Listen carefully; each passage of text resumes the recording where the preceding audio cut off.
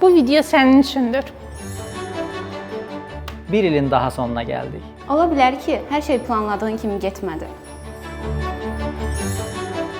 Amma sən heç təslim olmadın. Əlindən gələnin ən yaxşısını etdin. Komanda yoldaşından dəstəyi əsirgəmədin. Məsuliyyəti üzərinə götürməkdən çəkinmədin.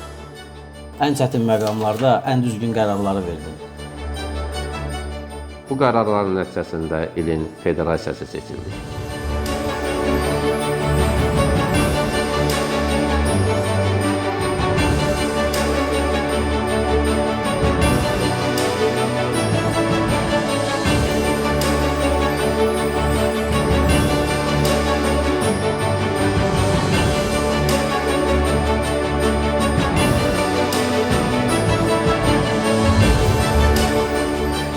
Yeni iliniz və həmrəylik günümüz mübarək.